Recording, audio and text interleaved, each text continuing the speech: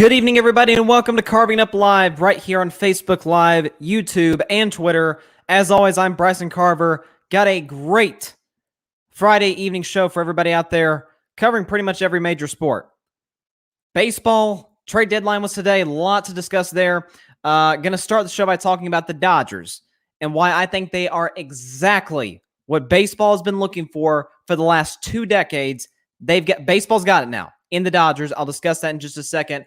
Also, the NBA draft last night was on here covering it for almost a minute short of 5 hours with my man, Barry Grant Jr., my other man, Mike Guido, discussing the draft start to finish. If you want to watch it, be sure to go check that out as well on this YouTube channel. Be sure to subscribe while you're at it as well. Also, what else we got? We got some Carson Wentz injury news and some Dak Prescott injury news. I'm here to tell you, the Carson Wentz injury is by far way more serious than the Dak injury. Haven't done a Dak Wentz topic in a while, so that'll be good to get to. So lots to talk about in the show today. So let's start with the Dodgers. The defending World Series champions. They were the favorites coming into the season for good reason. And they are exactly what Major League Baseball has been looking for a very long time. And what is that, you ask? A true villain. That's right. Baseball has been looking for its first villain for years. They haven't had it since the Yankees of the early 90s, or the late 90s, early 2000s. Yeah, that just had Hall of Famers everywhere. You had Jeter and Mariano Rivera, and A-Rod probably should be in the Hall of Fame. That's another subject for another day. I mean, just a loaded roster. Loaded. And we've had teams, say the Cubs from 5 years ago. And boy, the Cubs unloaded here at the trade deadline. How a lot can change in just 5 years. You know, the Cubs won over 100 games, won the World Series. They haven't been back. And again, like I said, they've dumped all their entire roster out to every contending team out there. And again, we'll get into the trade deadline and some of the bigger deals later in the show. But when you look at the Dodgers, it is official. This is a literal all-star team. This is an all-star team. Because you're talking about a team that just added Max Scherzer, who it looked like just 24 hours ago was going to be a San Diego Padre. I think that's a huge deal for the Padres, as good as their rotation is. And here come the division rival Dodgers.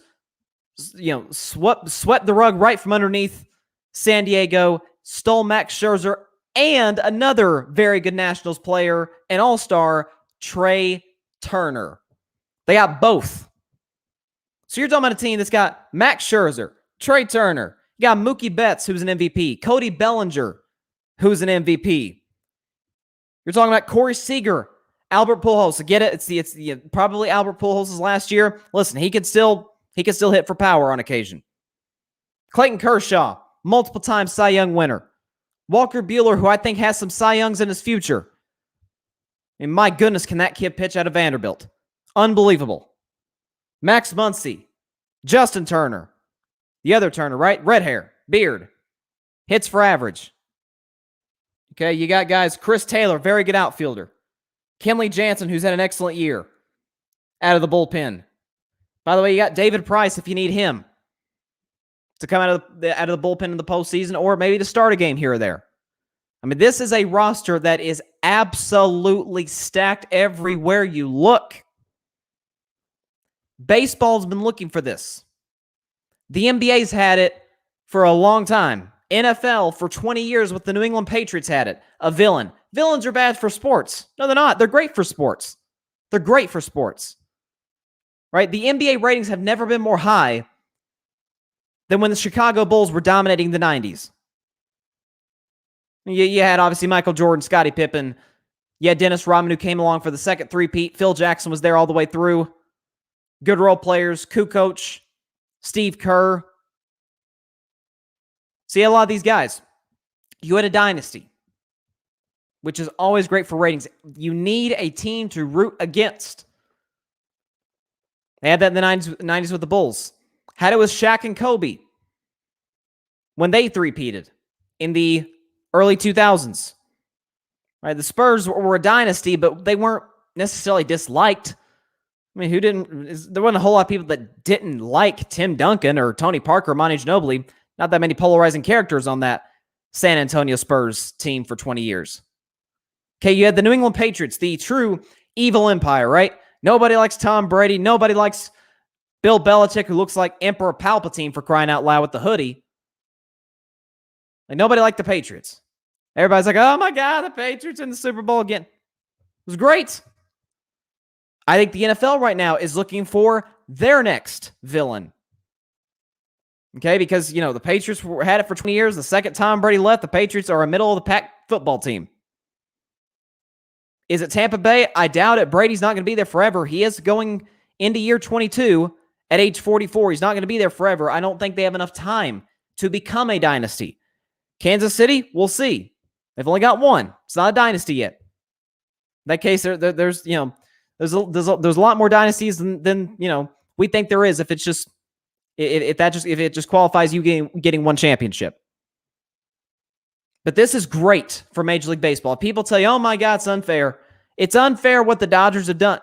No, they just have an unbelievable farm system, which, by the way, their best farm guys, obviously they had to trade to go get these guys, to go get Max Scherzer and get Trey Turner. But when I look at this, I say, thank you. We've needed this. Now, I'm not going to jump the gun and say the Dodgers are a dynasty. Again, they only got one ring. It took them 32 years to get one. So we got to see what happens the rest of this year. And there's obviously many, many other contending teams, heck, in their own division. Padres, Giants.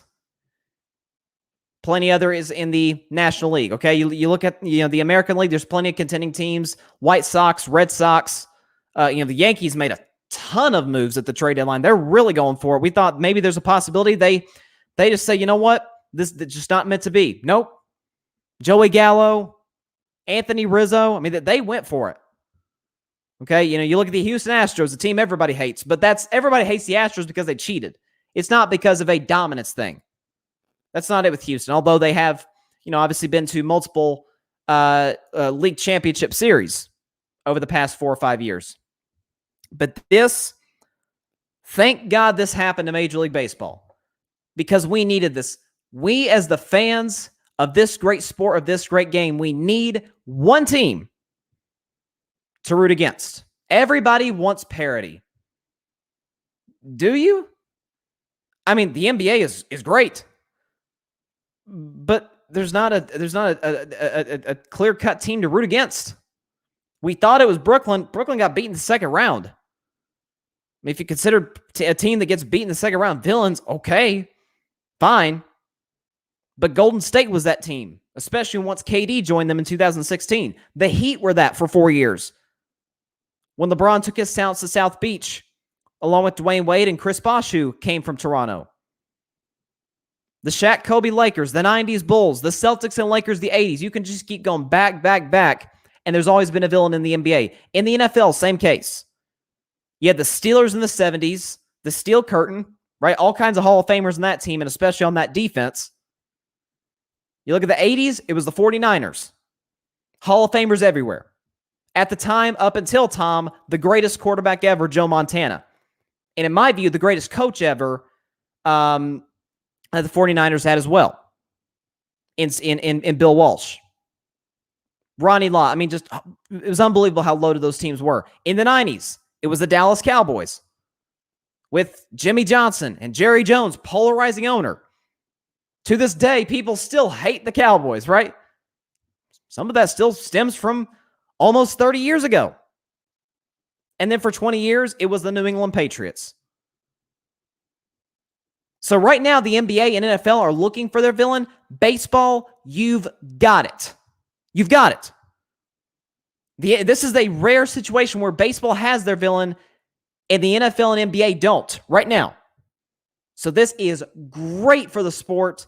It sets up an unbelievable October a couple months from now. I can't wait for the playoffs. Obviously, we are in the second half of the season. Nobody's won their division yet. There's a long, long way to go, but this is exciting. This is as exciting as it gets. And I'm not even a Dodgers fan. I like the Dodgers. I was happy when they won the World Series last year. I'm a Red Sox fan. But I love that this happened with Major League Baseball. Love it. Now, I'll get back to the MLB trade deadline later in the show because the deadline concluded about 2 hours ago lot of crazy stuff that happened. I mean, this was probably the craziest MLB trade deadline that I've ever seen. I mean, star players going everywhere. It was great. I'll get into that a little later. Let's talk a little bit about last night. 2021 NBA draft. Now, I talked briefly about it yesterday, but I wanted to save it for the Carving It Up 2021 NBA draft reaction show. Again, if you want to go check it out, 5 hours of draft coverage, you know where to click. If you're on YouTube, just click Carving It Up podcast, the link you're at right now, and go check that out. Had a great time with those dudes, and broke down every pick, every trade. I mean, it was great. I think there was a winner in this year's draft. Some have said Orlando. Right now, Orlando had the first shock of the draft. It really started with Toronto at pick 4. Because we thought we knew. First 4 picks. It's going to be Cade Cunningham to Detroit. Check. It's going to be Jalen Green to the Rockets. Check. It's going to be Evan Mobley to the Cavs. Check. And it's going to be Jalen Suggs to the Raptors. Nope, they went Scotty Barnes. And Scotty Barnes is a heck of a player out of Florida State. So I don't necessarily blame them. And apparently, according to somebody who commented on the show last night, the Raptors front office, which I think is very well run, Masai Ujiri, is one of the better executives that we have in basketball. They apparently weren't as sold on Jalen Suggs as they were with Scotty Barnes, clearly. Interesting, by the way, Scotty, there was a, man, I'm telling you, the drip that was on display last night at the draft, my goodness. Man, props to those guys. I mean, Scotty Barnes was dressed like Drake in the Laugh Now, Cry Later music video. It was perfect. Almost like the LeBron fit from 2003 when he was drafted number 1 by the Cavs 18 years ago. So that was cool to see. But here's who I think won the draft. I think it was the Charlotte Hornets. Now, Charlotte's a team that we've ridiculed for a long time for not drafting well. Obviously, it is a small market, but hey, listen, there's a lot of small market teams that have succeeded very well in this league. I mean, crap, until you had all the trades just a couple of years ago, Oklahoma City was year in and year out in the championship discussion, obviously, for the most part, because they had Kevin Durant and Russell Westbrook. They had 2 superstars at that time, and they only made 1 finals, obviously, but they were always in it. And they were at least talked about, right? Like, we know Sam Presti is one of the 3 best executives in all of basketball. I mean, OKC's got 1 million draft picks still. So, long way to go, in regards to how they develop those young guys in that team. A small market team won the NBA championship. And who did they beat? Another small market team. So that doesn't necessarily determine how successful you are. It can dictate how you are in free agency. It can do that, but in regards to how you draft, man, that's on you. You're the ones making the pick. You're the ones bringing these young players in to develop. And that's up to front office to make the appropriate draft pick and the developmental staff to make them what you want to be, what you drafted them to do. And so when I look at the Hornets, I think they had an A-plus draft.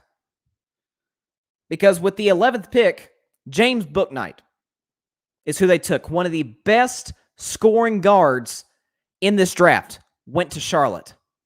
I thought it was an excellent pick. I was surprised he didn't go in the top 8, to be completely honest with you. I thought there was a possibility that my Warriors could take him with the 7th overall pick. Obviously, we took Jonathan Kuminga with the 7th pick, and I think he's going to be an outstanding player in the league. Again, this is, as I've said on the show, quoting Jay Billis, the deepest draft since 2003. And again, who was in that 2003 draft? LeBron, D. Wade, Melo, Chris Bosh. So that was a legit Hall of Fame draft. I don't know if any Hall of Famers are coming out of this one, but I would at least, think maybe 1 or 2. It's that deep. There's some good players, and they got James Bouknight with the 11th pick. 11? Wow. And not only that, they trade up to 19. They make a deal with the Knicks and get Kai Jones. And so when I look at this, I'm like, they get their big man too, a big physical guy from Texas. They've got size. And listen, the Hornets for a long time have been looking for a big. Now we know they have their point guard, LaMelo. That's been determined. He's the rookie of the year. He had an excellent season last year, and he's a guy that can definitely build around. And so you give him a good scoring two guard in James Bouknight. You give him a big you can develop in Kai Jones out of Texas. Man, bravo to Michael Jordan, Mitch Kupchak, and the entire Charlotte Hornets organization for how they handled this NBA draft. Because, listen, we've ridiculed them. I mean, out in the last 10 years, outside of Kemba Walker and LaMelo Ball, they've been terrible drafting. And now they've had, it looks like, 2 back-to-back really, really not solid, really great drafts. The big discussion last year in a draft 2020 that was not close to as deep as this year, it was the big three. Nobody knew who the number 1 pick was going to be. Is it Anthony Edwards? Is it James Wiseman? Is it LaMelo Ball? Well, turns out LaMelo was the last one to go to Charlotte with the 3rd pick. Looks like they may have gotten the best player. Now, I still beg to differ. I think James Wiseman is going to be a star in the NBA, not just because I'm a Warriors fan. I said that before the draft even started. And I was obviously hoping my Warriors would get him, which they did. So hats off to the Charlotte Hornets. There were some surprising picks. Obviously, we mentioned Jalen Suggs slipping a pick later than we thought he would to the Magic. So I don't know. I guess Toronto wants to hand the keys of the point guard position completely off to Fred VanVleet.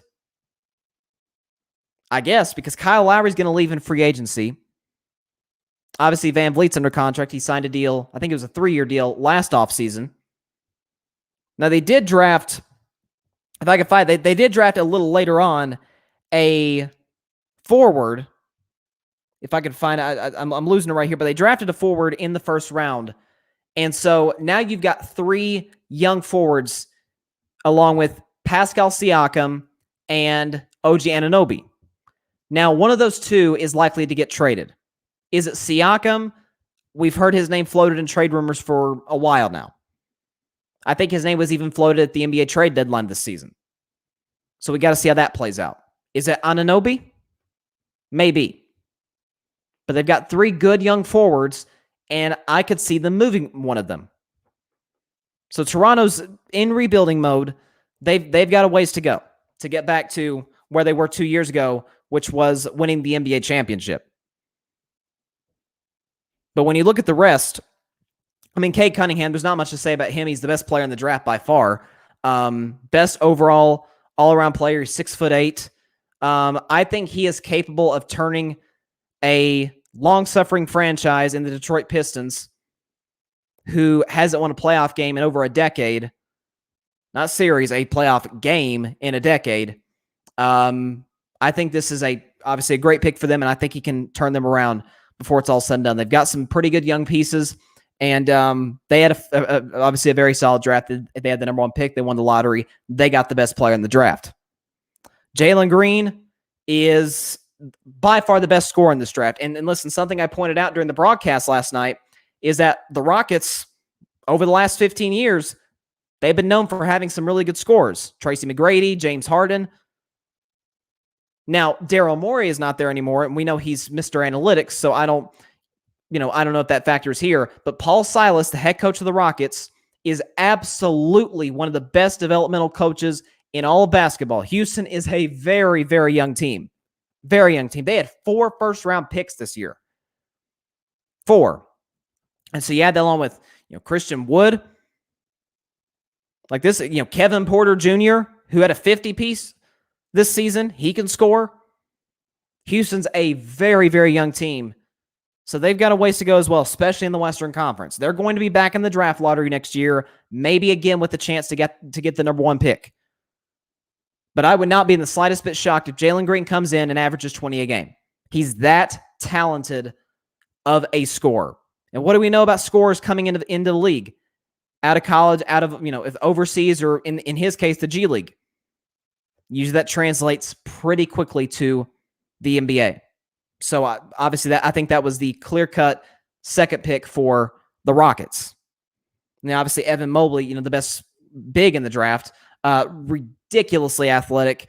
There were some other picks. The one that didn't make a ton of sense to me was the Sacramento Kings with the 9th pick. Now, to be fair, the Kings do a lot of things that surprise me, don't make sense to me, and to a lot of people, I think, including their own fans. I mean, they're pretty much a tire fire. But they took Davion Mitchell, who I love. I think Davion Mitchell is going to be one of the stars that come out of this draft. 1,000%. Loved him at Baylor. What's ironic about him is he actually has the same number as Donovan Mitchell. He almost has the same name, and he almost has the same game as Donovan Mitchell. So if that's the Kings are getting, they are getting a future superstar, because that's what Donovan Mitchell is about to be with the Utah Jazz. And so what do the Kings do? Because now they got 4 guards. They got 4 guards capable of starting. De'Aaron Fox, Buddy Hield, who I think they're going to move this offseason. You got Tyrese Halliburton, who I thought had an excellent rookie year last year before he got hurt. And you had Davion Mitchell. Well, did you need him? Did you need him?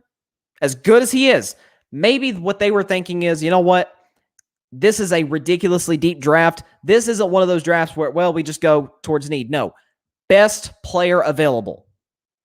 Now, I think James Bouknight was the better player available, but Davion Mitchell, I think, is going to be an all-star. He's going to make some all-star games in the NBA. I just don't know if the fit with Sacramento is ideal. Looking down the list even further, I thought Chris Duarte was a good pick by the Pacers. They needed shooting. They're one of the worst three-point shooting teams in all of basketball. I thought he was a good pick. Who else? You got Moses Moody, who my Warriors took at 14. I thought that was a very, very important pick. Guard out of Arkansas, because Bob Myers reiterated yesterday after the draft at a press conference that Klay Thompson, more likely than not, is not going to be available on opening night of the upcoming season. And so when you have a guy like Moses Moody who can start in place of Klay Thompson, who can give Klay Thompson a rest, who can ease Klay back in, because when Klay does come back, obviously he's going to be on a minutes restriction. He hasn't played a basketball game in 2.5 years.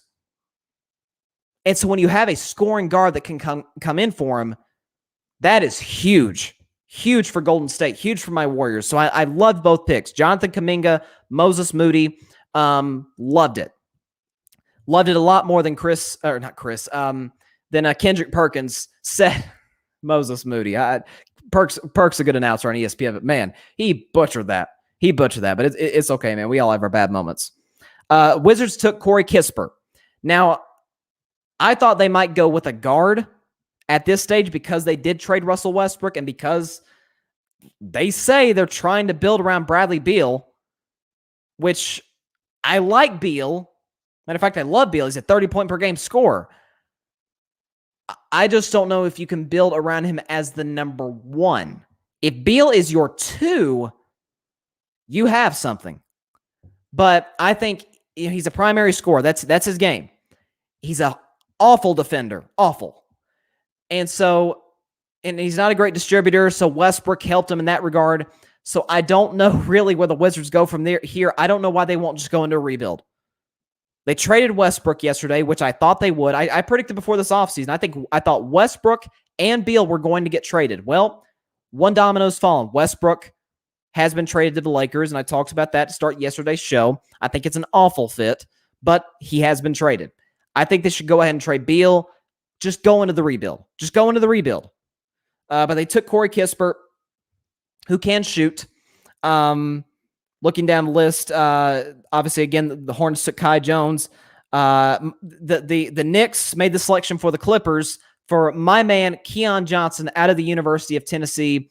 And as Reese Davis said during the ESPN broadcast last night, Keon Johnson can pretty much jump over Rocky Top. For real. I mean, he had a 48-inch vertical. His athleticism is through the roof. Or through the mountains, if we're talking Knoxville, Tennessee. But he's a great defensive player, right? He can't shoot. He's not a good shooter. I can attest to that being a Tennessee fan. He cannot shoot. But he can improve that as time goes on. 100%. You're talking about a guy who's, again, crazy athletic, good defender. That fits well with what the Clippers' DNA is. Like, he can fit the Patrick Beverley role a lot better than Patrick Beverley, whose defense is a little overrated, as Russell Westbrook once said, in more choice words than I just used. But you look down the list. Who else do you have? Jaden Springer, my man out of Tennessee, went to Philadelphia. I think that's a great fit as well. I liked the Nets taking Day'Ron Sharpe, excuse me. Liked that pick a lot, because what was a big problem that the Nets faced in the second round against the bigger Milwaukee Bucks?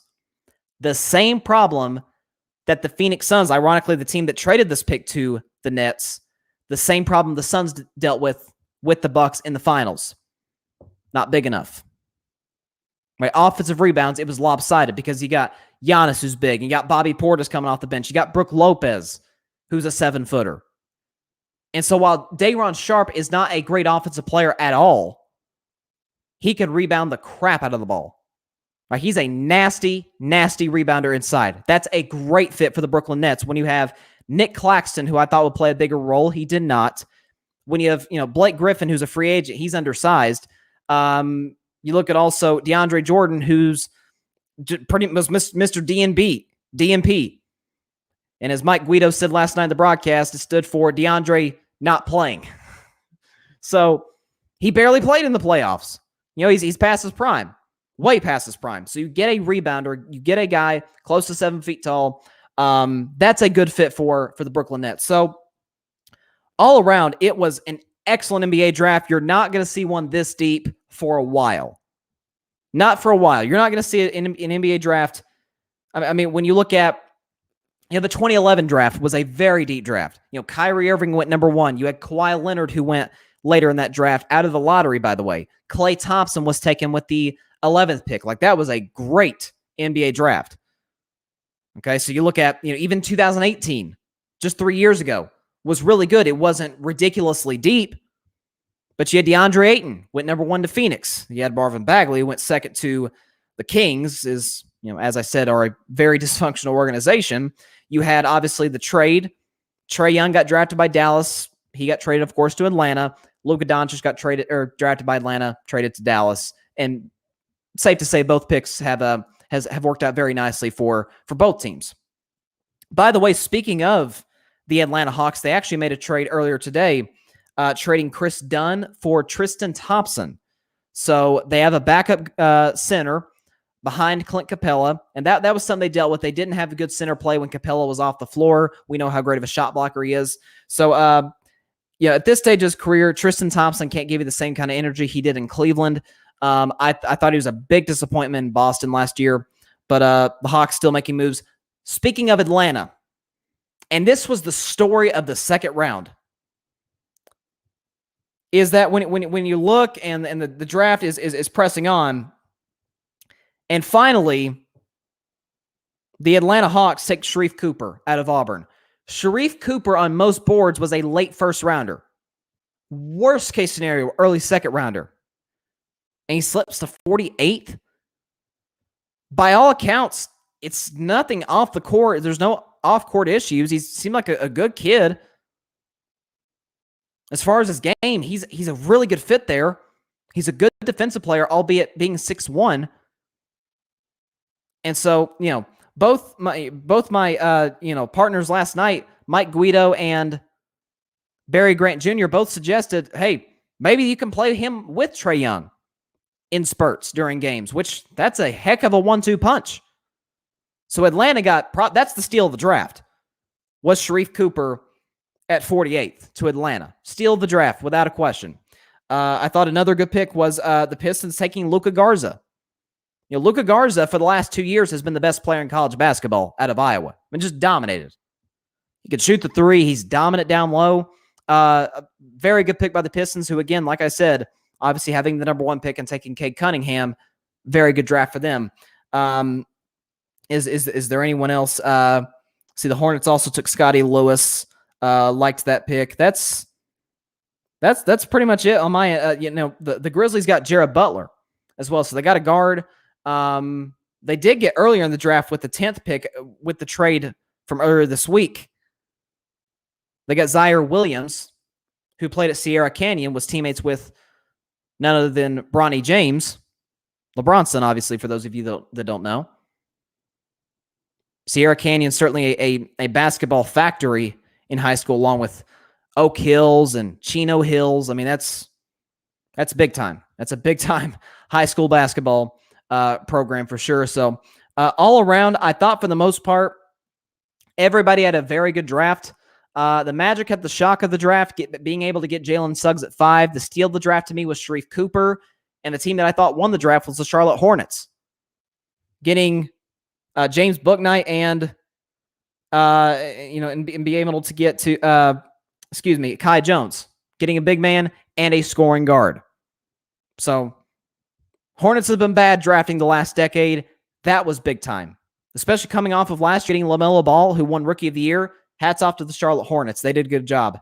I wouldn't say the shocker. The head scratcher of the draft was probably Sacramento taking Davion Mitchell, because while I love Davion and I think he's going to be an all-star, does he fit in Sacramento? They already gave, they already gave De'Aaron Fox a big deal. Buddy Hield's going to get moved. Tyrese Halliburton's proven himself to be a very good NBA player. So we'll see what they do. They went guard heavy, so maybe that's where the game is headed right now. Although the champions, the Bucks, they're big. So I don't know if you can necessarily, is the game trending that way? Was it just, I wouldn't say a fluke, but you know what I'm saying? So we'll see. But good draft last night for sure. And if you want to watch last night's coverage, 5 hours, myself, I want to use good grammar on the show. Myself, Mike Guido, Barry Grant Jr., 5 hours of coverage from the NBA draft last night. Had a great time with those guys, and definitely will want to do it again in the future.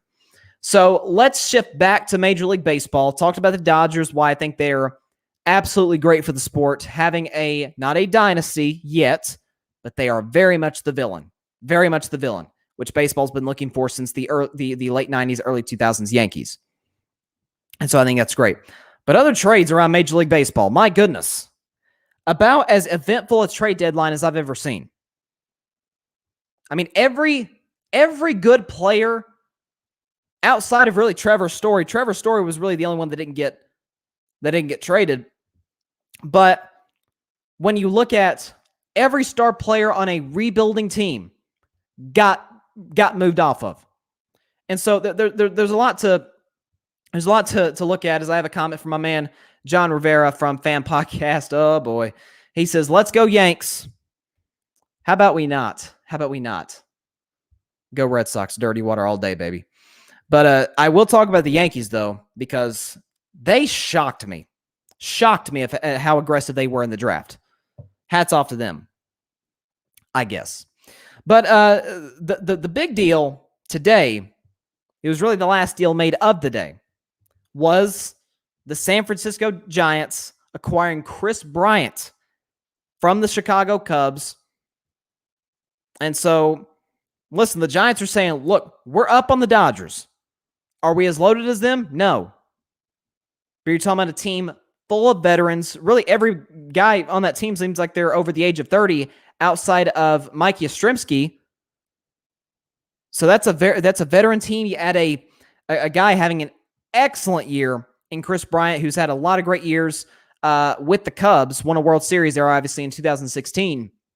And so obviously a great trade for the Giants, being able to get a guy like that, at pretty much at the buzzer of the trade deadline. And so they're trying to do whatever they can. We need to win the division, and we got to have whatever is necessary to beat the Dodgers in the playoffs if it does come to that. If it comes to that. You look as well. I'm just looking down the list in the order.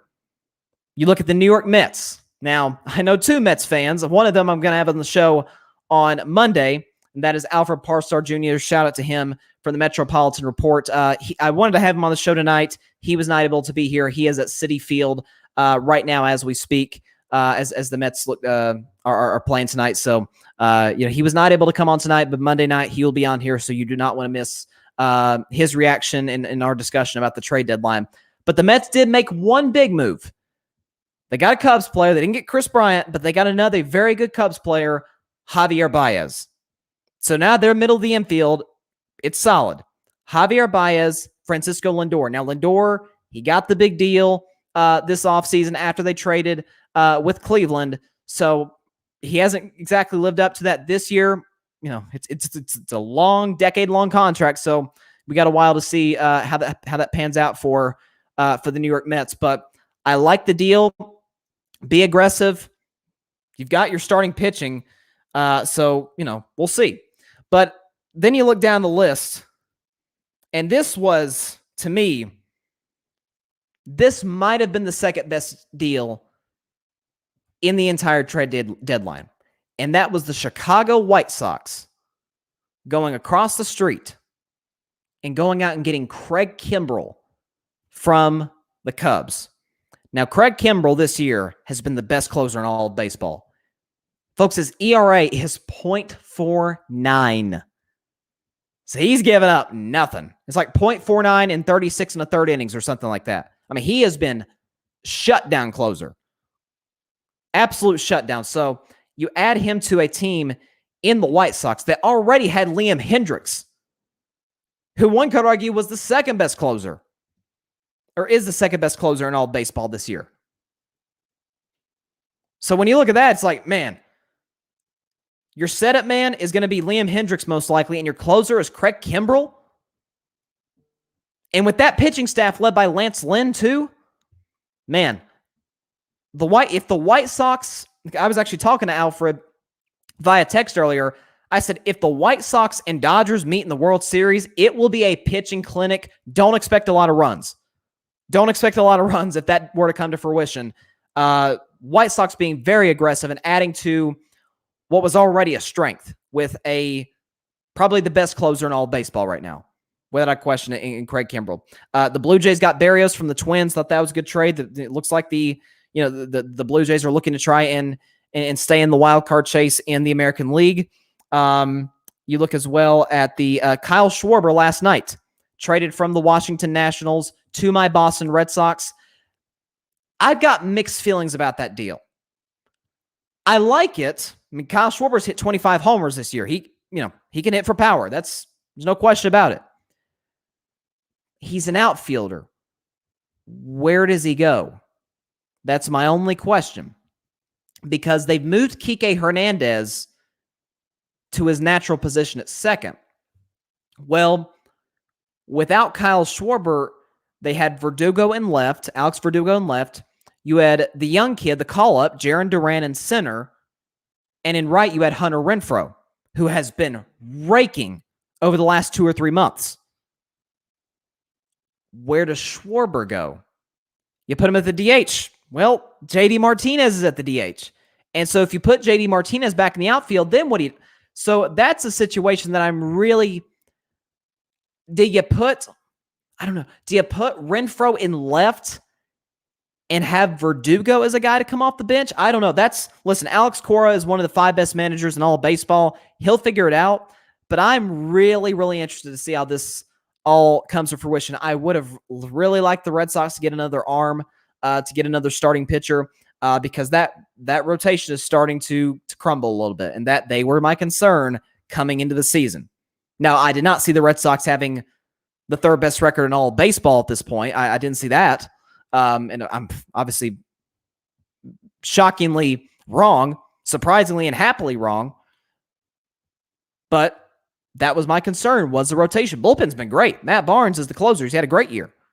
Brandon Workman, they've got some good relievers there. Darwinson Hernandez. So there's a lot to look at. The Yankees. I'll get to your Yankees, John, if you're still in the room. They got Anthony Rizzo from the Chicago Cubs. Good pickup. One of the better first basemen in the National League for a long time. You add him to the Yankees. What did they do with Luke Voit? I don't know. That's something yet to be to be determined. They got Joey Gallo, one of the best home run hitters in all of baseball, from the Texas Rangers. And so I did like that deal, although is it what the Yankees need? You could argue yes, because their offense has been atrocious, absolutely atrocious all season long. Aaron Judge, we anticipate, will come back, I would think, some point this weekend, coming back from having COVID. And, that offense really struggled when he was out. And so, we'll see that they just lost a game recently. They were down in the 7th inning. I didn't even see the final score. They were down like 14-zip in the 7th inning to the Tampa Bay Rays, who obviously made a deal for Nelson Cruz last week, which I thought was a good deal for Tampa Bay. So, listen, there's a lot of deals. A lot of deals were made. A lot of teams believe they can win the World Series this year. We shall see.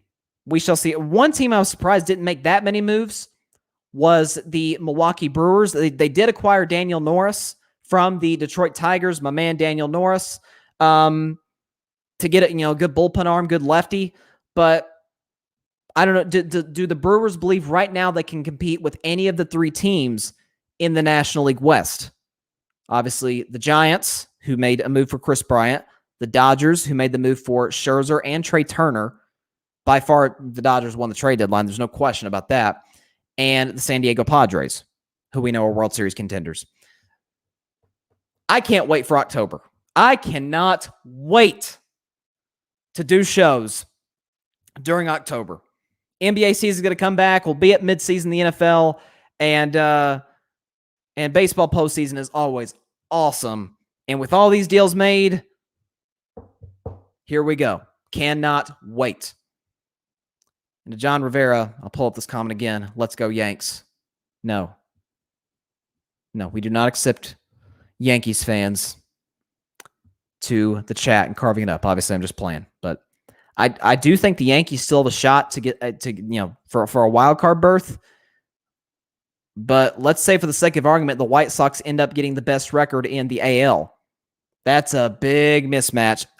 Listen, I know they added a lot of bats. They added a lot of power hitters at the deadline. The Yankees did. But against the pitching of the White Sox, that's why I'm hoping the Red Sox, I'm hoping we get the best record in the AL, because I'm just crossing my fingers that Houston beats Chicago. In the division series, we beat up on whoever's coming out of the wild card round, the wild card game, and setting up a clear path for my Red Sox to advance to the Fall Classic. So we'll see. Again, Alfred Parsard Jr., Metropolitan Report. He will be joining Carving It Up on Monday. So be sure to check him out and in his reaction to the trade deadline. He's a big Mets fan, so he did like the Javi Baez deal. But he and a lot of Mets fans really wanted Chris Bryant. So it'll be interesting to hear what he has to say about that. Final topic of the day, a quarterback conversation and topic I have not done in a long time on this show.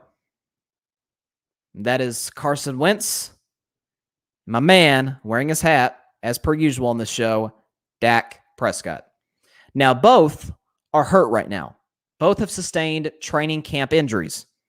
And there's some concern on Dak's end. Obviously, on Wentz's end as well. I'll start with Dak before I get to Wentz. There's concern on Dak's end by Cowboys fans, I being one of them. Not concerned, but I'll get to that. There's some concern by Cowboys fans about Dak Prescott's shoulder injury. I don't think it's a big deal.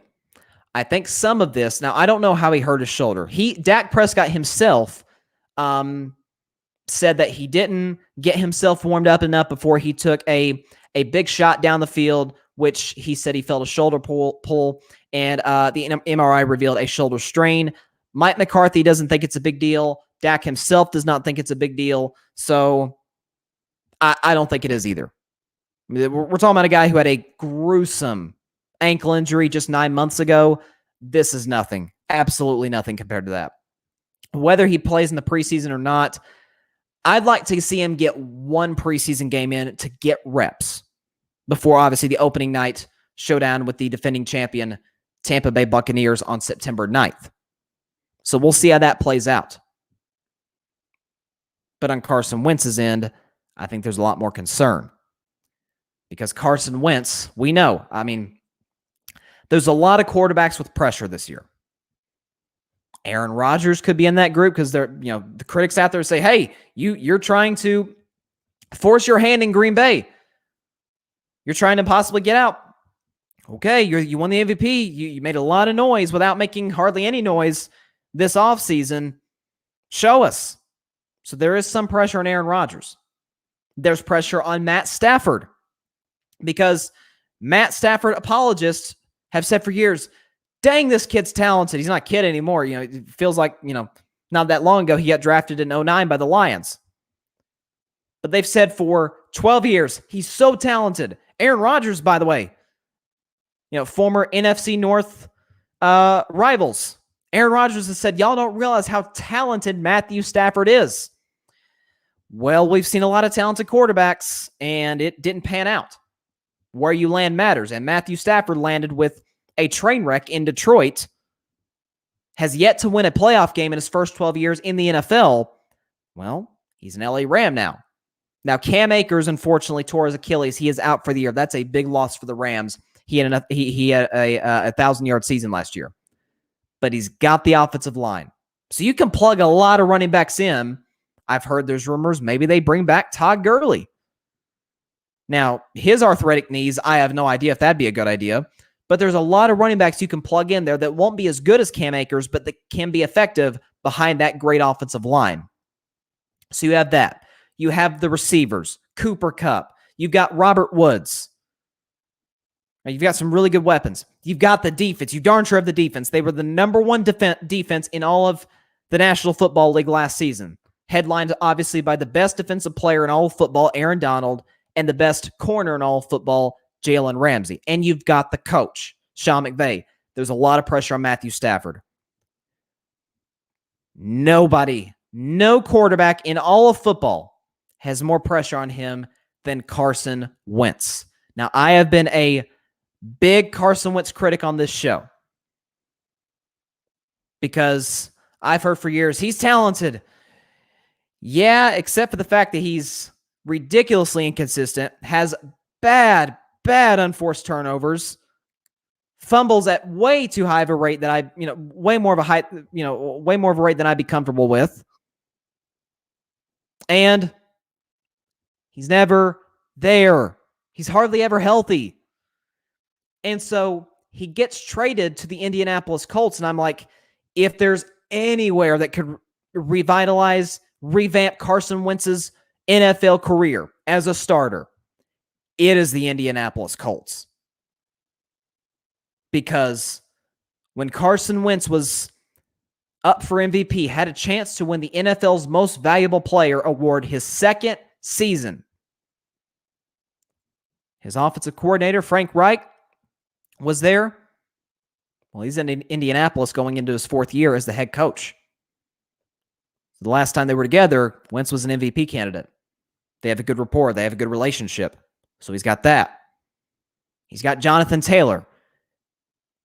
Longtime listeners of this show can go back and look if they don't remember. I loved Jonathan Taylor coming out of last year's NFL draft. Coming out of Wisconsin. I say he's the best running back in the draft. And he had a 1,000-yard season and got really hot at the end of the year. Why? Obviously, he's crazy talented, and he's behind the best run-blocking offensive line in all of football, headlined by Quentin Nelson, who an argument could be made that he might be the best offensive lineman in the National Football League. So Wentz has the running game, the O-line. He's got a very good receiving core. Michael Pittman Jr. out of USC last year, he can play. He's got the defense, headlined by Myers Leonard, top 3 linebacker in all of football. And he's in a division where there's a lot of question marks. Jacksonville, yes, they've got Trevor Lawrence, but they are still rebuilding. It's not their time yet. Okay, the Texans are just a wreck. They're in worse shape than a hot garbage on the 4th of July. They are awful. We have no idea how this Deshaun Watson situation is going to turn out. They've always been a poorly run organization. I mean, they traded DeAndre Hopkins for a box of Chips Ahoy cookies. I mean, they didn't get anything for him. And so the Texans are a mess. Tennessee has stars. They just traded for Julio Jones. But do you trust Ryan Tannehill? Derrick Henry's still the best running back in football. Nobody's disputing that. And you do have Julio Jones, who, while I don't think he's the best receiver in football anymore, he's still top 5. in my view. I don't trust Ryan Tannehill. And that defense did not get better in the draft.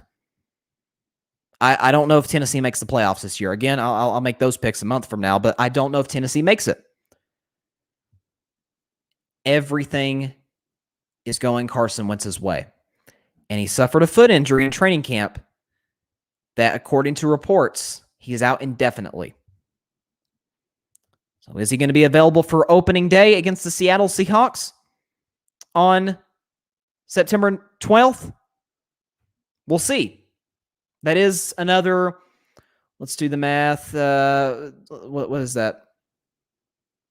30, 32 plus. So another 44 days from now is the opening game the Colts play against the Seattle Seahawks. So he's got time. Whether he's ready or not, we don't know. But Carson Wentz had two things to prove. One, he can still play. Well, that's yet to be determined because everything goes his way in Indianapolis. He's got the coach that made him an MVP candidate. He's got the offensive line, the running game, the weapons, the receivers, the top 10, some could argue top 5 defense. And he's in a very, I wouldn't go to crappy, but it's a bad division. The Colts are the clear cut. I mean, Phillip Rivers at 40 years old won 11 games with the Colts last year. There's no excuses for Carson Wentz. And what do you know? He's hurt again.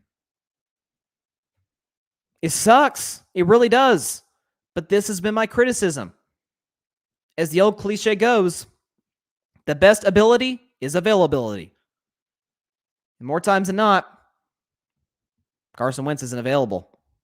And when he is, look at that tape last season.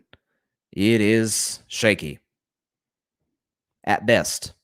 So I'm way less concerned about the Dak Prescott injury than the Carson Wentz injury.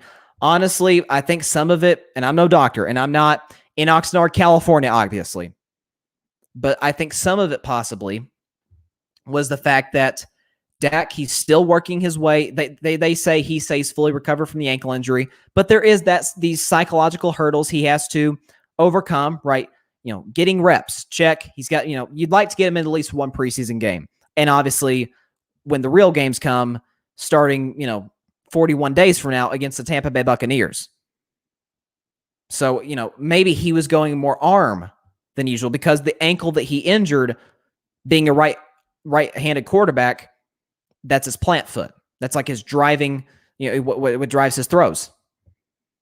And so maybe he was using more of his arm than his legs. So maybe that's what, got the shoulder hurt a little bit. But they say it's day-to-day, whereas with Carson Wentz, it's an indefinite injury, and we've seen this pattern with Carson Wentz. Dak has been injury-free all 5 years, save for a brutal fluke injury last season. So, as I've said, matter of fact, the very first topic in the history of carving it up,